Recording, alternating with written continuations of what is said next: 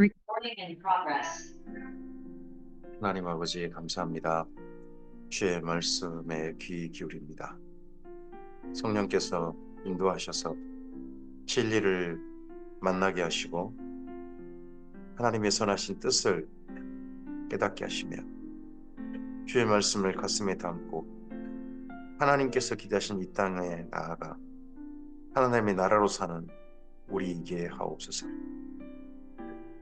주의 말씀이 주의 말씀답게 우리의 가슴에 담기게 하옵소서. 주께 부탁드리오며 예수님 이름으로 기도합니다. 아멘. 오늘은 역대하서 24장에서 27장까지의 말씀 함께 읽습니다. 역대하서에 유다 열왕에 대한 이야기가 쭉 나옵니다. 북이스라엘 왕은 취급하지 않습니다.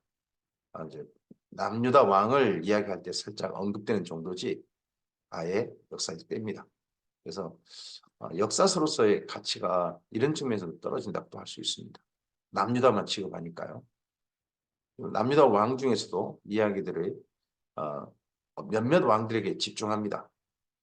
여호사밧 왕이라든지 또 히스기야 왕이라든지 이런 왕들에게 분량이 좀 있고 나머지 왕들은 분량이 그렇게 많지가 않습니다. 그런 가운데 24장입니다. 역대하서 24장입니다. 요아스의 이야기입니다. 23장에서 여호야다의 반란 사건이 있었죠. 요아스가 왕위에 오를 때 나이가 7세라 예루살렘에서 40년 동안 다스립니다. 7세 그리고 40년 그러면 47세에 이 땅에서 생애를 산 거죠. 그의 어머니의 이름은 시비아여 브엘스바 사람이다. 제사장 여호야다가 세상에 사는 모든 날에 요아스가 여호와 보시기에 정직하게 행하였으며 여호야다가 사는 날 동안에 여호와 보시기에 정직하게 했다. 그러니까 요아스가 하나님 앞에 좀 잘했다 할 때는 언제였냐 그러면 여호야다가 살아있을 때였다는 거죠. 여호야다의 영향력 아래 있었을 때. 이 말은 그가 죽고 난 다음에 사람이 달라졌다는 이야기죠.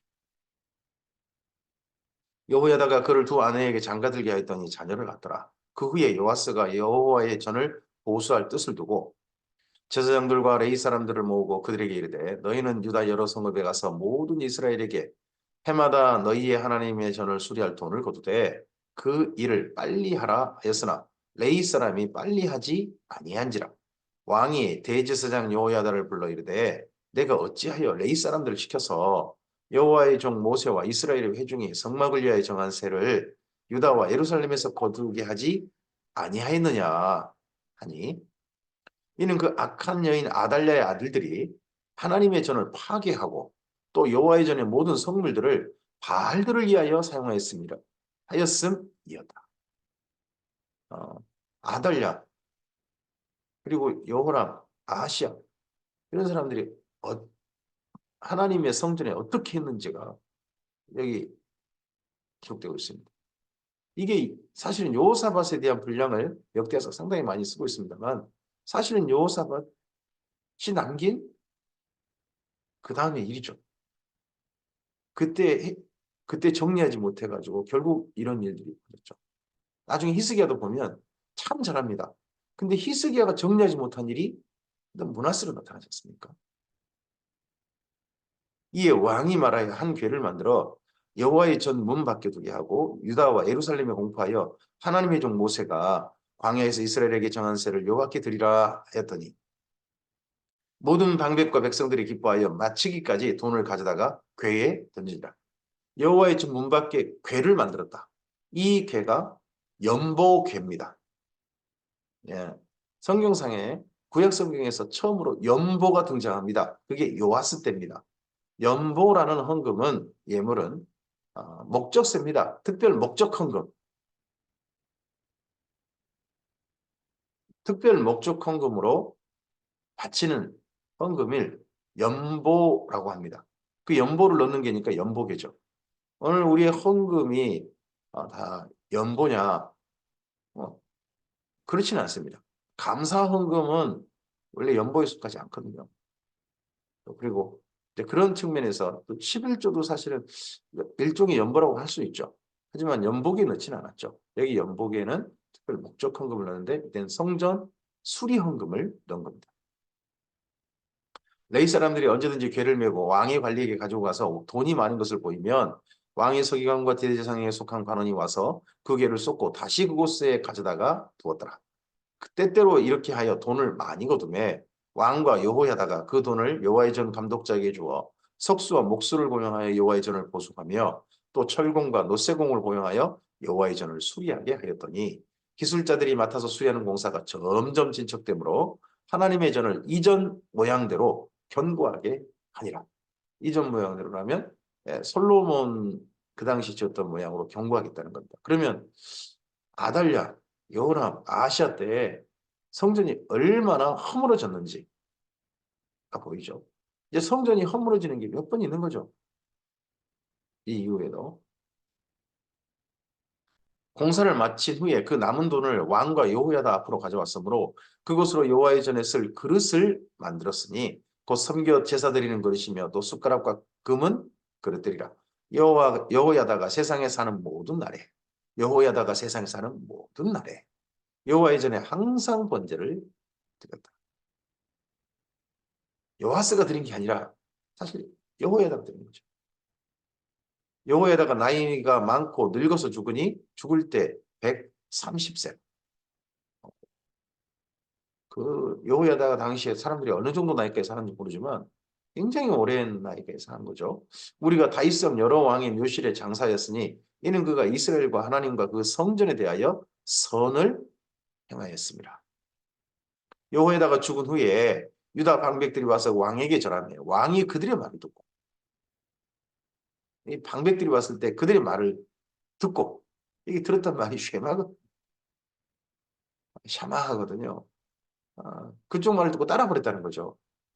그 조상들의 하나님 여호와의 전을 버리고 아세라 목상과 우상을 섬겼습니다. 그럼 방백들이 와서 무슨 일을 하자고 했는지가 보이죠. 우상 섬기자 이렇게 했다는 거죠. 참.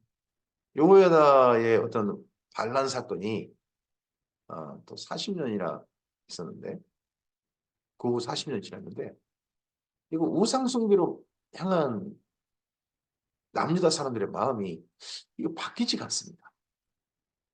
그 죄로 말미암아 진노가 유다와 예루살렘에 임하니라. 그러나 여호와께서 그들에게 선지자를 보내사 다시 여호와에게로 돌아오게 하려 하심에 선지자들이 그들에게 경고하였으나 듣지 아니하니라. 이 요아스 때 어떤 선지자들이 등장했는지는 성경에 자세히 기록하지는 않습니다. 근데 선지자들이라고 기록합니다. 근데 그 중에 한 명이 여호야다의 아들이죠. 이 하나님의 영이 제사장 여호야다의 아들 스가랴를 감동시키심에 그가 백성 앞에 높이 서서 그들에게 이르되 하나님이 이같이 말씀하시기를 너희가 어찌하여 여호와의 명령을 거역하여 스스로 형통하지 못하게 하느냐 하셨나니 너희가 여호와를 버렸으므로 여호와께서도 너희를 버리셨느니라 하나 무리가 함께 꿰고 왕의 명령을 따라 그를 여호와의 전 뜰 안에서 하나님의 성전 뜰 안에서 돌로 쳐 죽였다. 이 뜰이 그러면 번제단의 뜰이라든지 이런 거죠. 이거 그래서 나중에 예수님께서 그 바리새인들의 죄악상을 말씀하시면서 언젠가 하나님이 너희 피를 갚아버리실 것이다 하시면서 이때 여기 스가랴를 등장시키시죠. 아벨의 피로부터 바라가의 아들 성전의 낭실과 제단 사이에서 죽은 바라가의 아들 스가랴 여호야다의 다른 이름이 그래서 바라크 야후 하나님 앞에 무릎을 꿇는 사람 뭐 그런 이름으로 불리는 그 여호야다의 아들이지 않냐 그렇게 보이죠. 아니면 나이가 많으니까 여호야다의 손자일 수도 있죠. 그를 언급하시는데 이때 죽은 바로 그 스가랴입니다. 예수님께서 언급하신 사람이 요아스가 이와 같이 스가랴의 아버지 여호야다가 베푼 은혜를 기억하지 않냐고 그의 아들을 죽이니 그가 죽을 때에 이르되 여호와는 감찰하시고 신원하여 주시옵소서 아니라 신원이 뭡니까? 원수 갚아 주시옵소서. 저 요아스와 저 유다 방백들이 억울한 사람을 옳게 말한 사람을 죄인으로 몰아서 죽여버렸잖아요. 그 죄에 대해서 하나님 반드시 갚아주시기를, 원수를 갚아주시기를. 그래서 예수님께서 이 스가랴를 언급하신 거죠. 억울하게 죽은 사람 아벨, 억울하게 죽은 사람 또 한 사람의 대표가 스가랴. 1주년 말에 아람 군대가 요아스를 치려고 올라와서 유다와 예루살렘에 이르러 백성 중에서 모든 방백을 다 죽이고 노력한 물건을 다메섹 왕에게로 보내니라. 사실 남유다가 여기저기 침략은 여러 번 당해왔습니다. 되게 아람에도 침략을 당했고요. 이때 예루살렘에 노력을 했다는데 유다와 예루살렘이 있고 예루살렘에서는 아마도 항복한 그런 비용을 보냈겠죠. 들어오지 않고. 아람 군대가 적은 무리로 왔으나 여호와께서 심히 큰 군대를 그의 손에 넘기셨으니 이는 유다 사람들이 그들의 조상들의 하나님 여호와를 버렸습니다. 이와 같이 아람 사람들이 요아스를 징벌하였다. 여기 역대하서에 자꾸 전쟁의 이야기를 언급하는데 어떤 전쟁을 언급합니까? 적은 수이지만 하나님을 의지해서 불리한 상황이었지만 이긴 전쟁들을 언급하죠. 그런데 하나님께 범죄하는 바람에 많은 군대를 가지고 있었어도 거꾸로 크게 패한 사건도 기록하는 겁니다. 요아스가 크게 부상하며 적군이 그를 버리고 간 후에 그의 신하들이 제사장 여호야다의 아들들의 피로 말미암아 반역하여 그를 그의 침상에서 쳐 죽인지라. 요아스의 말로가 47세에 죽은 이유가 죽임을 당한 거죠. 하이성에 장사했으나 왕들의 묘시에는 장사하지 아니하였더라. 반역한 자들은 암몬 여인 시므아스의 아들 사박과 모압 여인 시므리의 아들 요사박이었더라. 요아스의 아들들의 사적과 요아스가 중대한 경책을 받은 것과 하나님의 전을 보수한 사적은 다 열왕기 주석에 기록되니라. 이상의 이야기는 열왕기 주석에 근거해서 쓰고 있는 거죠.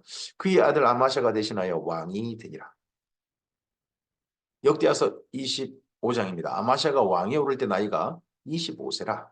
예루살렘에서 29년 동안 다스리니라. 그의 어머니 이름은 여호와따니요 예루살렘 사람이더라. 아마샤가 여호와께서 보시기에 정직하게 행하기는 하였으나 온전한 마음으로 행하지 아니하였더라. 그의 나라가 굳게 섬에 그의 부왕을 죽인 신하들을 죽였으나 그들의 자녀들은 죽이지 아니하였으니 이는 모세 율법책에 기록된 대로 함이라. 곧 여호와께서 명령하여 이르시기를 자녀로 말미암아 아버지를 죽이지 말 것이요 아버지로 말미암아 자녀를 죽이지 말 것이니라. 오직 각 사람은 자기의 죄로 말미암아 죽을 것이니라 하시더라. 죄를 갖다가 다른 가족들에게도 책임지게 하는 거, 함께 죽이는 거 연좌제라고 그러죠. 그런 거에 대해서는 성경은 거부하는 거죠. 죄 지은 사람이 죽을 것이다. 우리가 하나님 앞에 섰을 때 아버지 탓, 어머니 탓 이런 거 할 필요 없죠. 나의 죄 때문에 설 겁니다. 그리고 하나님 앞에 설 때에 또 한편 부모님 영향, 주변 사람 영향 받겠죠. 정말 중요한 거 뭡니까? 나의 믿음 때문에 주님 앞에 설 겁니다. 내가 하나님 앞에 내 인생을 어떻게 살았고 하나님 앞에 내가 하나님을 어떻게 사랑했고 하나님을 내가 어떻게 신뢰했으며 하나님과 어떻게 동행했는가 내가 어떻게 했는가 이런 것이 결국 성경의 중요한 판단 기준임을 우리에게 말씀하고 있죠. 오직 각 사람은 자기 죄로 말미암아 죽을 것이니라 하셨더라. 아모스가 유다 사람들을 모으고 그 여러 족속을 따라 천부장들과 백부장을 세우되 유다와 베냐민을 함께 그리하고 20세 이상으로 계수하여 창과 방패를 잡고 능히 전쟁에 나갈 만한 자 30만 명을 얻고 요아스 다음에 아마샤가 30만 명의 군대를 징집했습니다. 또 은 달란트로 이스라엘 나라에서 큰 용사 10만 명을 고용하였더니 어떤 하나님의 사람이 아마샤에게 나와서 이르되 왕이여 이스라엘 군대를 왕과 함께 가게 하지 마옵소서. 북이스라엘 군대는요.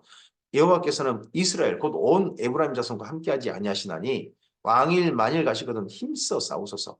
하나님이 왕을 적군 앞에 엎드러지게 하시리이다. 하나님은 능히 돕기도 하시고 능히 패하게도 하시나이다 하니 우리도 때때로 우리나라도 주변 나라들과 동맹을 맺고 자꾸 함께 하려고 하죠. 이번 정부는 우리 옆에 있는 섬나라를 굉장히 가까이 하려고 하죠. 함께 함께 자꾸 군대도 하고 하는 거 보면 가끔씩 가다가 좀 여러 생각이 들 때가 있습니다. 여기 하나님께서도 그러죠. 그래서 우리나라 뭐 유정자들이 하나님 믿는 사람들다라고 할 수 없으니까요. 아마샤가 하나님의 사람에게 이르되 내가 100달란트를 이스라엘 군대에게 주었으니 어찌할까? 하나님의 사람이 말하되 여호와께서 능히 이보다 많은 것을 왕에게 주실 수 있나이다 하니라. 아마샤가 이에 에브라임에서 자기에게 온 군대를 나누어 그들의 고향으로 돌아가게 하였더니 그 무리가 유다 사람에게 심히 노하여 분연히 고향으로 돌아갔다. 이 다음에 이 이스라엘 군대가 어떤 행태를 부렸는지 약간 쓰고 있습니다. 돈까지 받고 전쟁도 안 하고 그냥 가면서 아이고 참 돈은 그대로 받고 가면서 전쟁도 안 하고 가니까 아이고 고맙다 해야 되지. 하여튼 화를 내고 가면서 또 약탈을 해요. 이걸 핑계 삼아서. 아마샤가 담력을 내어 그의 백성을 거느리고 소금 골짜기에 이르러 세일 자손 10,000명을 죽이고 에돔과 어떤 이유로 이 아마샤가 전쟁했는지 성경이 쓰고 있지 않으니까 우리가 잘 알지 못합니다. 근데 이번 전쟁이 에돔을 어떻게 정복하려는 세일 자손 그쪽에 사건이었다는 거죠. 유다 자손이 또 10,000명을 사로잡아 가지고 바위 꼭대기에 올라가서 거기서 밀쳐 내려뜨려서 그들이 온몸이 부서지게 하였다. 잔인하게 죽였어요. 아마샤가 자기와 함께 전장에 나가지 못하게 하고 돌려보낸 군사들이 사마리아에서 벳호론까지 유다 성읍들을 약탈하고 사람 3,000명을 죽이고 물건이 많이 요락하였더라. 아마샤가 에돔 사람들을 죽이고 돌아올 때에 세일 자손의 신들을 가져와서 자기 신으로 세우고 에돔 족속의 신을 자기 신으로 세우고 그것들 앞에 경배하며 분양한지라. 이 다음에 아하스가 다메섹 신들을 가져와서 분양하는 이상한 행태를 보이는데 그 앞서서 그런 행태를 보인 왕이 아마샤라는 거죠. 전쟁의 진나라의 신을 더더구나 전쟁의 진나라의 신을 가져와 이게 무슨 죄송합니다. 무슨 짓거리입니까 이게. 그래서 우리나라도 뭐 이상한 종교를 가진 사람들 여러 있으니까 지금 할 말은 없습니다만 그러므로 여호와께서 아마샤에게 진노하사 한 선지자를 그에게 보내시니 그가 이르되 저 백성의 신들이 그들의 백성을 왕의 손에서 능히 구원하지 못하였거늘 왕은 어찌하여 그 신들에게 구하나이까 하며 한 선지자 무명의 선지자입니다. 선지자가 아직 그에게 말할 때 왕이 그에게 이르되 우리가 너를 왕의 모사로 삼았느냐 그치라 조용히 해라 어찌하여 맞으려 하느냐 너 죽을래 죽고 싶냐 하니 선지자가 그치며 이르되 왕이 이 일을 행하고 나의 경고를 듣지 아니하니 하나님이 왕을 멸하시기로 작정하신 줄 아노라 했다. 이도왕 아마샤가 상의하고 예후의 손자 여호아스의 아들 이스라엘 왕 요아스에게 사신을 보내어 이르되 오라 우리가 대면하자 한지라. 북쪽은 이미 에후 왕조죠. 에후 왕조의 요아스. 요아스 때 에돔을 이긴 때죠. 그전에는 에돔에게 지고 패하고 해가지고 나라가 쑥대가 됐었는데 요아스 때부터는 에돔을 이깁니다. 그걸 엘리사가 죽을 때 이 요아스에게 유언했던 대로 유언했고 그리고 말했던 예언했던 대로 그대로 이루어지죠. 그때면 이미 북이스라엘이 굉장히 점점 강력해질 때입니다. 이 다음 여로보암 때는 그 주변에서 정말 넘사벽이었죠. 감히 어떤 나라도 건들지 못하고 북이스라엘 강력함에 좀 더 고개 숙여야 되는 그런 나라가 돼갔죠. 근데 이때 우리 대면하자 했다는 겁니다. 이스라엘 왕 요아스가 유다 왕 아마샤에게 사람을 보내어 이르되 레바논 가시나무가 레바논 백향목에게 전가를 보내어 이르기를 내 딸을 내 아들에게 주어 아내로 삼게 하라 했더니 레바논 들짐승이 지나가다가 그 가시나무를 짓밟았느니라. 내가 에돔 사람들을 쳤다고 에돔군 몇 사람 잡고 그렇게 했다고 내 마음이 교만하여 자긍하는도다 내 궁에나 있으라. 어찌하여 화를 자초하여 너와 유다가 함께 망하고자 하느냐 하나 아마샤가 듣지 아니하였으니 이는 하나님께로 말미암은 것이라.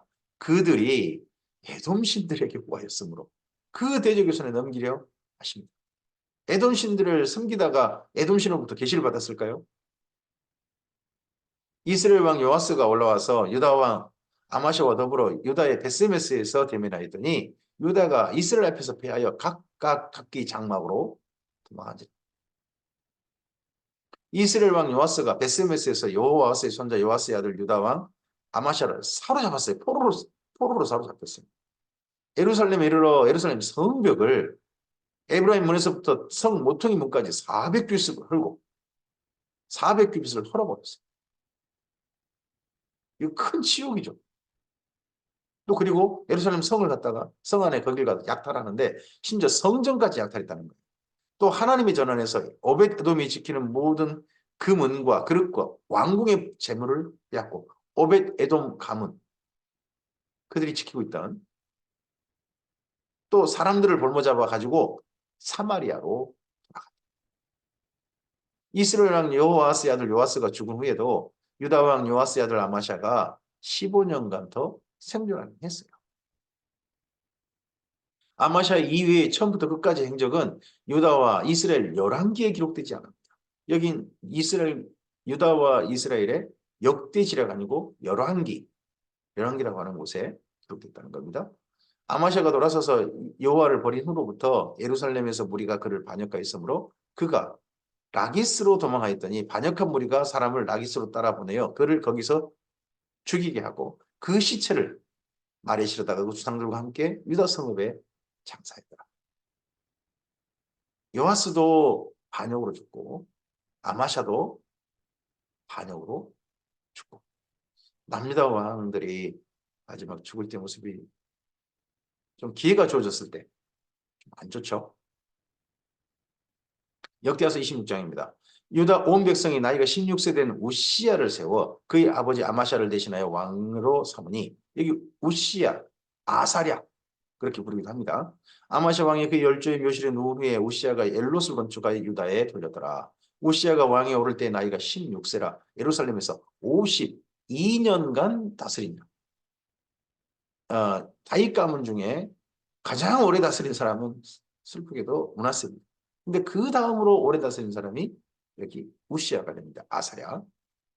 그의 어머니 이름은 여골리아의 예루살렘 사람이더라. 우시야가 그의 아버지 아마샤의 모든 행위대로 여호와 보시기에 정직하게 행하며 하나님의 묵시를 밝히 하는 스가랴가 사는 날에 하나님을 찾았고 그럼 스가랴가 죽고 난 다음에 이 사람도 달라졌다는 거 아닙니까? 참 좀 어떻게 보면 이런 내용에 가끔씩 하다가 생각을 해볼 때가 있습니다. 스가랴가 사는 날 땅만 찾았다. 그가 여호와를 찾을 동안에는 하나님이 형통하게 하셨더라. 오시아가 나가서 블레셋 사람들과 싸우고 가드 성벽과 야분의 성벽과 아스돗 성벽을 헐고 아스돗 땅과 블레셋 사람들 가운데 성읍들을 건축하며 하나님이 그를 도우사 블레셋 사람들과 구르바알에 거주하는 아라비아 사람들과 마온 사람들을 치게 하신지라. 암몬 사람들이 우시아에게 조공을 바치매 우시아가 매우 강성하여 이름이 애굽 변방까지 하셨더라. 그래서 북이스라엘은 여로보암, 남유다에는 우시야. 아주 그래서 두 나라 다 강성한 때가 있었던 거죠. 우시야가 예루살렘에서 성 모퉁이 문과 골짜기 문과 성구비에 망대를 세워 경고하게 하고 앞서서 아마샤 때 치욕을 당했지 않습니까? 예루살렘 성벽이 흘리는 좀 더 예루살렘을 견고하게 그렇게 만들고 또 광야에 망대를 세우고 물 웅덩이를 많이 파고 고원과 평지에 가축을 많이 길렀으며 목축을 장려했고요. 또 여러 산과 좋은 밭에 농부와 포도원을 다스린 자들을 두었으니 농사를 좋아합니다. 농업을 장려한 왕이었습니다. 우시아에게 또 싸우는 군사가 있으니 서기관 여이엘과 병영장 마하세가 직접 조사한 수요대로 왕의 지휘관 하나냐의 휘하에 속하여 떼를 지어 나가서 싸우는 자라. 적장의 총수가 2,600명이니 모두 큰 용사요. 그 휘하의 군대가 30만 7,500명이라. 건장하고 싸움에 능하여 왕을 도와 적을 치는 자이며 우시아가 그의 온 군대를 위하여 방패와 창과 투구와 갑옷과 활과 물맷돌을 준비하고 우시아 때 정도의 남유다에서 징집된 군사의 수가 30만 7,500명. 네, 이 정도요. 군대였다는 겁니다. 남유다가 항상 30만 명은 넘는 징집병이 있는 게 보입니다. 또 예루살렘에서 재주 있는 사람들에게 무기를 보완하게 하여 망대와 성곽위에 두어 화살과 큰 돌을 쏘고 던지게 하였으니 그의 이름이 멀리 퍼지면 기이한 도우심을 얻어 강성하여짐이었더라. 무기도 새롭게 발명하고 그랬다는 거죠. 우시아 때. 그래서 우시아 때 국내적으로는 농업을 장려하고 그리고요.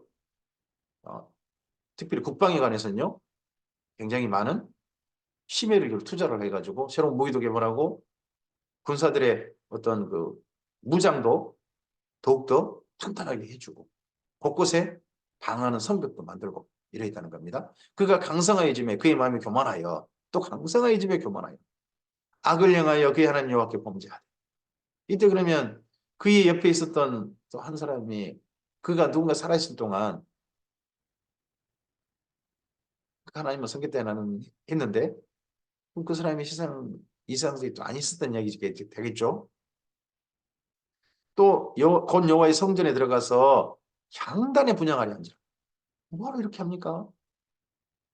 이건 대제사장의 일인데 제사장 아사랴가 여호야다의 용맹한 제사장 80명을 내리고 그의 뒤를 따라 들어가서 우시야 왕 곁에 서서 그에게 이르되 우시야여 왕이시여 그러겠죠. 여호와께 분향하는 일은 왕이 할 바가 아니요 오직 분향하기 위하여 구별함을 받은 아론의 자손 제사장들이 할 바이니 성소에서 나가소서. 왕이 범죄하였으니 하나님 여호와에게서 영광을 얻지 못하리이다. 우시야가 손으로 향로를 잡고 분향하려 하다가 화를 내니 그가 제사장의 화를 낼 때에 여호와의 전한 향단 곁 제사장 앞에서 그의 이마에 나병이 생기자.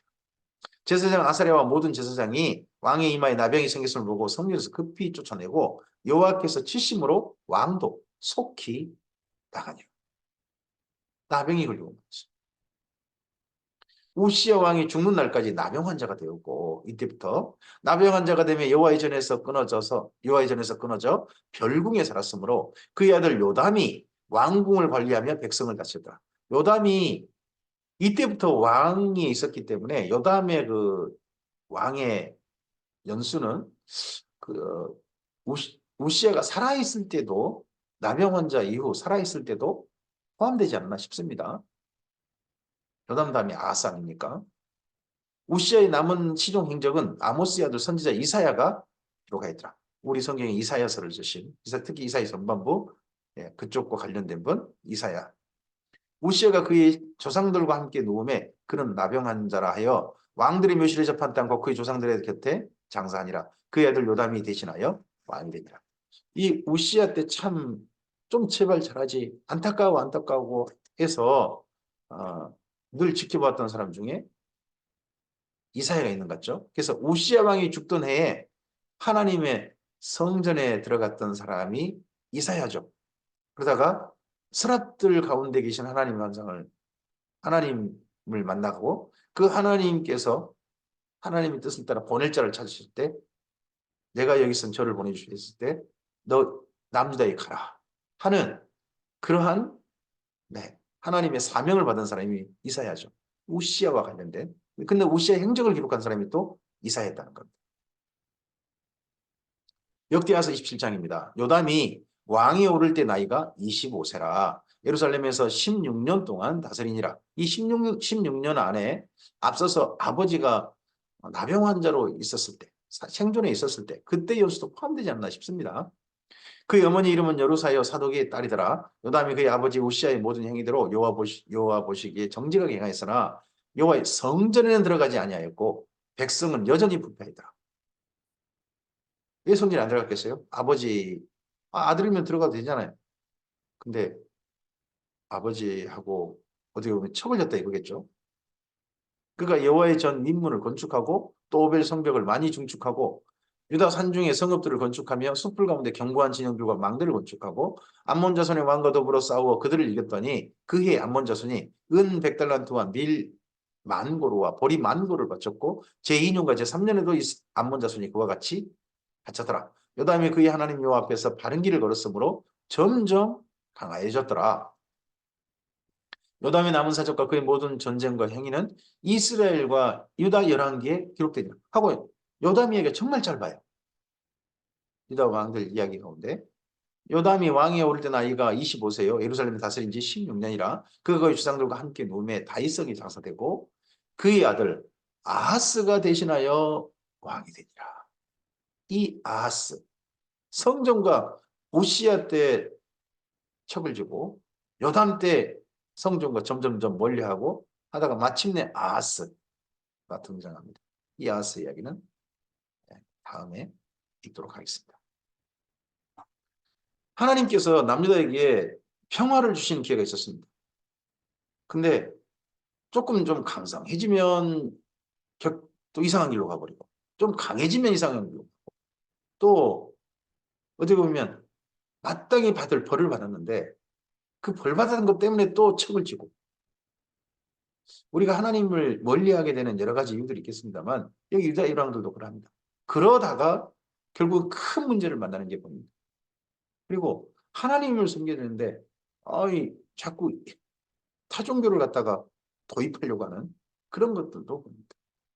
오늘 우리의 삶이 하나님만 순전하게 따르고 하나님만 온전히 신뢰하고 걷는 그러한 우리였으면 좋겠습니다.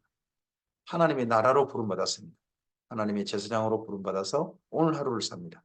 오늘 우리의 삶이 하나님께서 기쁘게 받으실 산 제사였으면 좋겠습니다. 그러한 삶으로 나아가기 위해서 나아가려면 우리가 순전해야 되지 않겠습니까? 힘이 있든 힘이 없든 강하든 약하든 하나님만 온전히 신뢰하고 하나님과만 선한 동행하는 이 하루 되시기를 주님의 이름으로 축복합니다. 감사합니다.